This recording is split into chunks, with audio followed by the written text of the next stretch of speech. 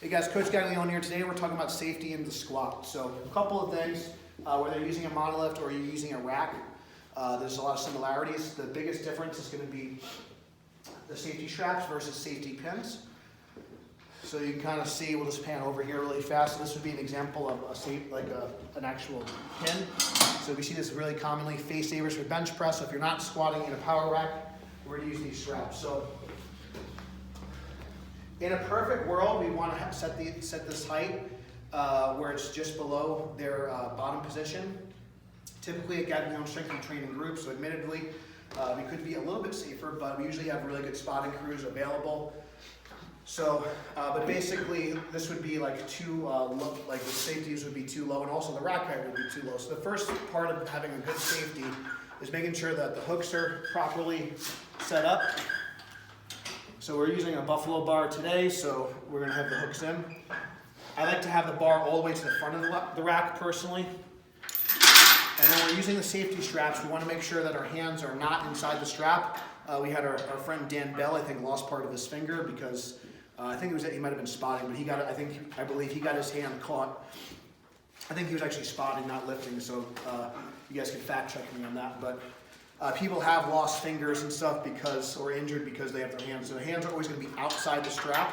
So that's going to be really important. So I'm going to have George stand in front of the bar. We're going to establish a rack height for him. So depending on if you're a low bar or high bar lifter, we're going to kind of look for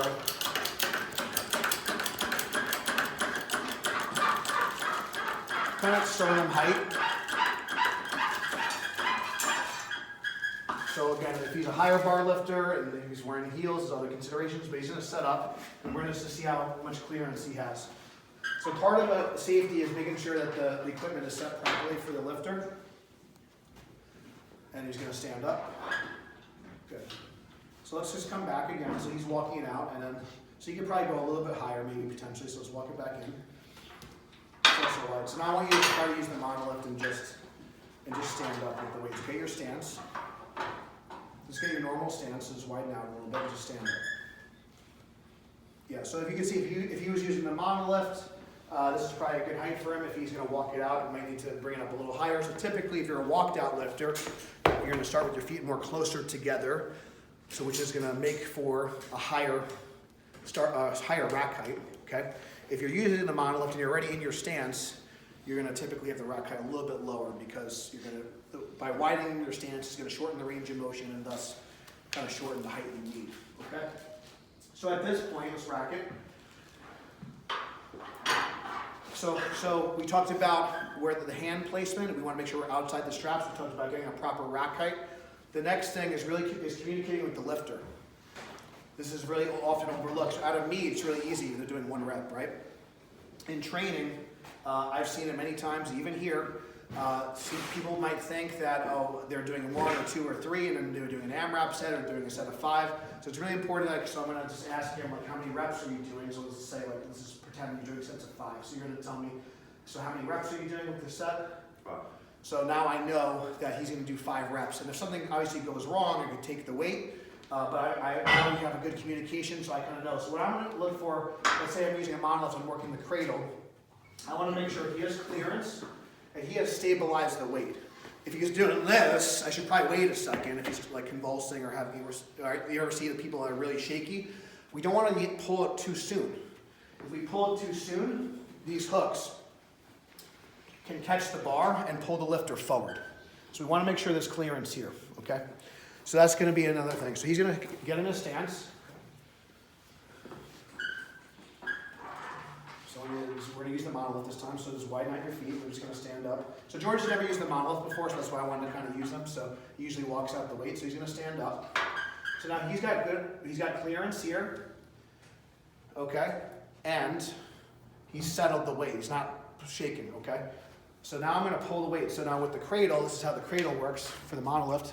So this is going to come up, and this is going to come out. I want to make sure I have a good grip on this, and I don't just let it. I don't want to just let it fly out. Okay.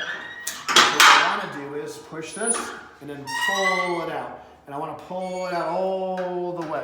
If he gets forward and I don't pull it out all the way, he could potentially get under the hooks, and then the lifter's in trouble.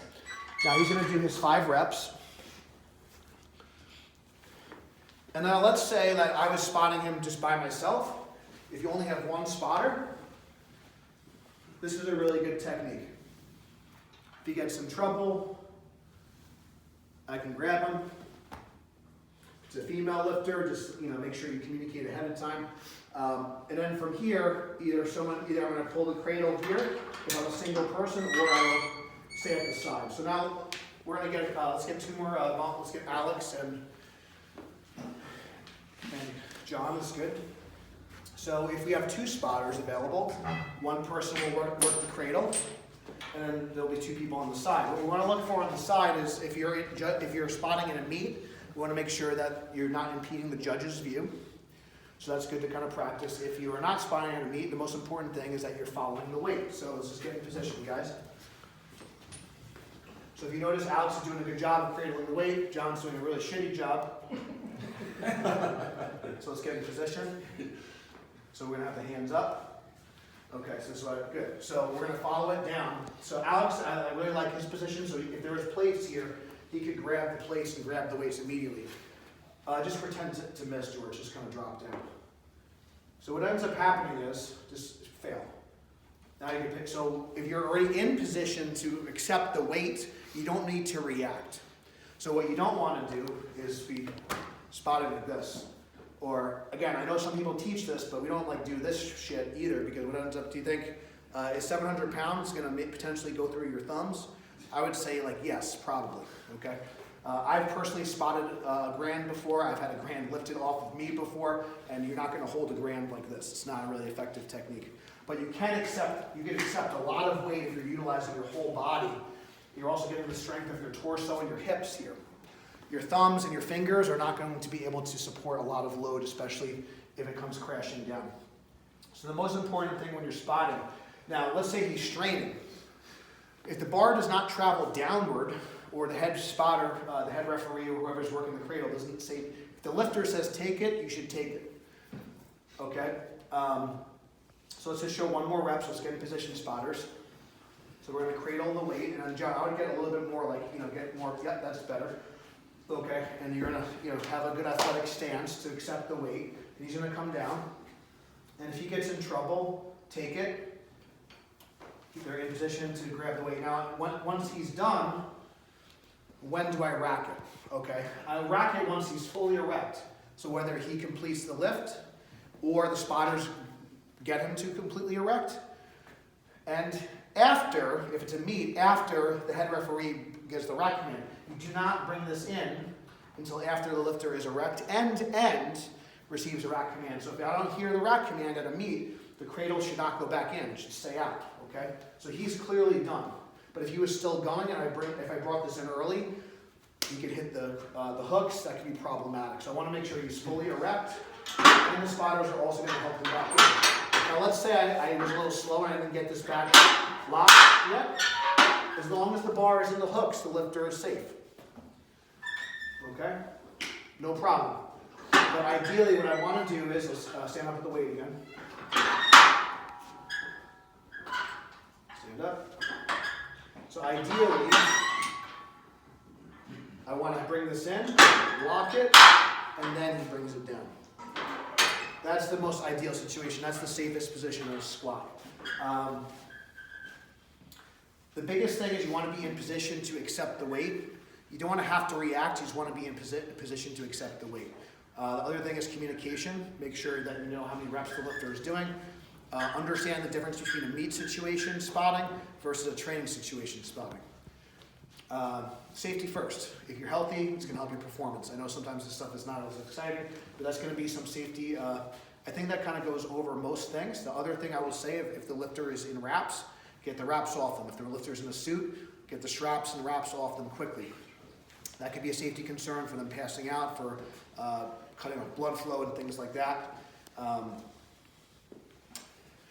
think that about covers it. So that's safety in the squat. And if you have multiple spotters, understand that the people working on either side need to be communicating and coordinated. The most important thing is that you're paying attention and then you're coordinated. So that's safety in a squat. Thank you guys for watching. Until next time, stay strong, and we'll see you soon.